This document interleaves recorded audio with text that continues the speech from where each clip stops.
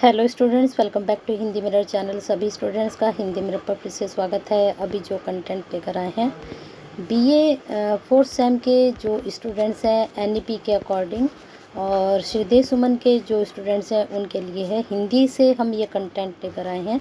हिंदी में जो आपका सिलेबस है उसमें यूनिट 3 जो आपके रिलेटेड है, स्मारक से रिलेटेड है। वैसे तो जो आपका सिलेबस है पूरा ही स्मारक पर आधारित है, लेकिन जो यूनिट 3 है उसमें स्मारक का अर्थ, स्मारक का स्वरूप, सभी कुछ स्मारक के बारे में ही पूछा गया है। तो चलिए यहाँ पर नोट्स आपके लिए लेकर आए हैं यूनिट 3 से संबंधित। पहले देख लेते हैं कि स्मारक क्या होता है। वह चीज़ जो किसी को अपना स्मरण रखने के लिए दी जाए, यादगार। जैसे मेरे पास यही एक पुस्तक तो आपकी स्मारक है। किसी व्यक्ति की स्मृति में निर्मित कुछ भी ऐसा जो उसके पास न होने पर भी उसका स्मरण कराता रहे, मृत्यु होने के उपरांत भी उस व्यक्ति को लोगों की स्मृति में जीवित रखे, वो स्मारक कहा जाता है। ऐसा नहीं आप कोई स्टैचू बनाए, कोई बिल्डिंग बनाए तभी वो स्मारक होगा। आपके पास कोई पुस्तक हो, कोई वस्तु हो, वह भी एक स्मारक का ही रूप होता है। आगे उन्होंने कहा है कि कृत्य, पदार्थ या वस्तु आदि जो किसी स्मृति बनाए रखने के लिए प्रस्तुत किया जाए वह यादगार है, यानी कि वह स्मारक है।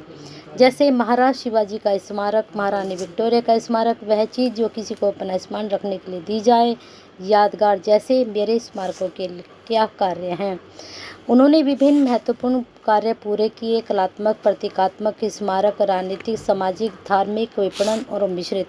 इसके अतिरिक्त स्मारक विचारों और सामाजिक व्यवस्थाओं के समकालीन परिवर्तन को भी दर्शाते हैं, इसलिए समकालीन शहरी बहसों को भी प्रतिबिंबित करते हैं।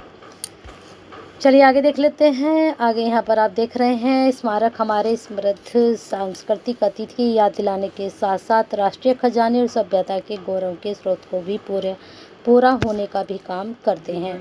वे विदेशी पर्यटक जो होते हैं उस संस्कृति की ऐतिहासिक वैभव बारे में शिक्षित करते हैं, साथ ही स्थानीय लोगों को उसके अतीत के बारे में प्रेरित करते हैं, क्योंकि दुनिया भर से पर्यटक उन्हें देखने आते हैं। आपने देखा होगा सबसे ज़्यादा जो है दिल्ली में ही स्मारक पाए जाते हैं। तो वहाँ पर आपको जो हमारा इतिहास गुजर चुका है, ऐतिहासिक वैभव के बारे में इन स्मारकों के द्वारा ही पता चलता है, और इन स्मारकों के द्वारा ही जो घटित हो चुकी हैं, इतिहास जो घटित हो चुका है वह सब इनके द्वारा ही हमें मालूम होता है। नेक्स्ट यहाँ पर आप देख रहे हैं पार्थेनोन का एक प्राचीन ग्रीस अथेनियन लोकतंत्र के एक स्थायी प्रतीक के रूप में माना जाता है और दुनिया के सबसे बड़े सांस्कृतिक स्मारकों में से एक यह माना गया है। अब यहाँ आप देख रहे हैं इंडिया गेट, ये युद्ध स्मारक है। ताजमहल आपको दिखाई दे रहा है जो कि आज आगरा में स्थित है। इसके बाद आप देख रहे हैं भारत मुगल सम्राट शाहजहां द्वारा निर्मित पेरिस फ्रांस में एफिल टावर सबसे प्रसिद्ध स्मारक माना गया है। आगे यहाँ एक डेफिनेशन है, स्मारक एक ऐसी रचना है जो या तो विशेषतः किसी व्यक्ति या महत्वपूर्ण घटना की स्मृति में बनाई गई हो, या किसी सामाजिक तबके के लिए उसकी अतीत की स्मृति के रूप में महत्वपूर्ण बन गई हो। सामाजिक तबके से यहाँ मतलब है जैसे आप देखते हैं महात्मा गांधी या रविंद्रनाथ टैगोर या फिर बाबा अम्बेडकर की जो मूर्तियाँ होती हैं वह भी एक सामाजिक अतीत स्मृति के रूप में दिखाई जाती हैं। आगे इसका उपयोग बताया गया है। प्राय सभी स्मारक जो हैं इस्तेमाल किसी नगर स्थान के स्वरूप को बेहतर बनाने के लिए किया जाता है, यानी कि जब उसको देखने के लिए वहाँ पर पर्यटक आते हैं तो उससे क्या होता है, एक स्थान का और एक नगर का जो है बेहतर होती है स्थिति, आर्थिक स्थिति भी, सामाजिक स्थिति भी, हर तरह से वह प्रोग्रेस करता है। यहाँ पर योजनाबद्ध रूप से बसाए गए जैसे वाशिंगटन डीसी, नई दिल्ली, ब्राज़ीलिया नाम तौर पर स्मारकों के इर्द गिर्द बसाए गए हैं, जैसे कि मैंने अभी आपको बताया था। जॉर्ज वाशिंगटन से किसी तरह संबंधित होने से वाशिंगटन स्मारक की अवस्थिति लंबवत ज्यामिति पर उसका बाह्य विवरण का चुनाव शहर में सार्वजनिक स्थलों को व्यवस्थित करने के लिए किया गया था। पुराने नगरों में स्मारक ऐसे स्थल जो पहले से ही महत्वपूर्ण हैं, कभी कभार उन्हें उसे उभारने के लिए फिर से डिजाइन किया जाता है, यानी कि उनको मॉडिफाई किया जाता है। आगे हमने देखना है कि किसी स्मारक के सामाजिक मायनों को तय और निश्चित करना मुश्किल है।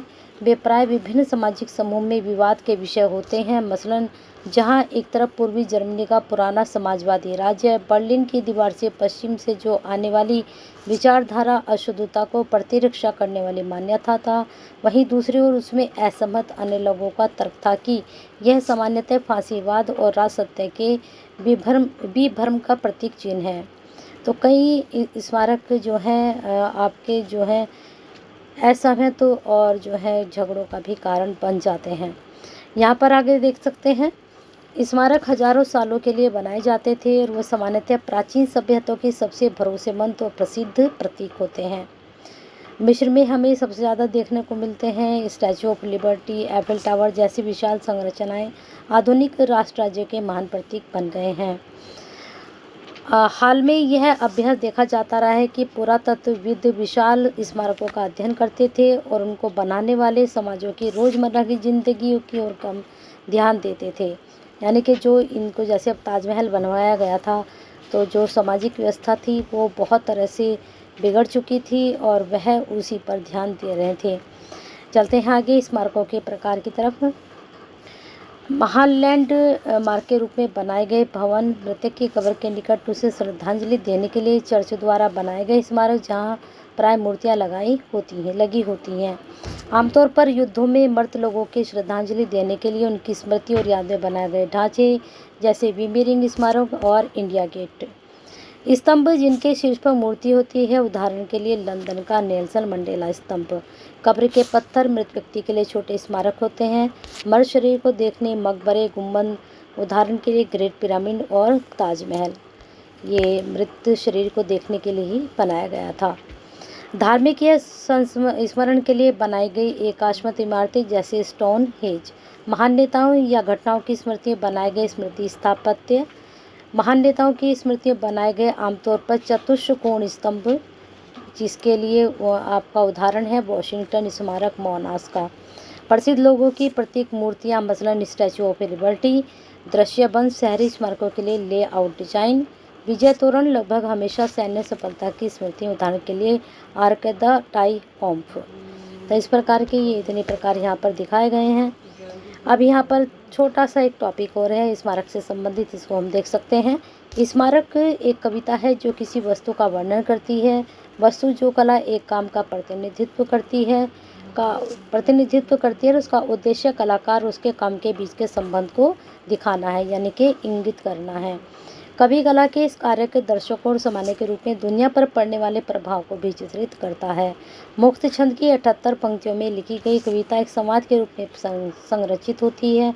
दोनों वक्ता स्मारक के बारे में परस्पर विरोधी राय रखते हैं और दोनों दर्शकों के सामने इसका प्रतिनिधित्व पर ध्यान केंद्रित करते हैं। तो इस प्रकार से कुछ चीज़ के बारे में बताया गया था।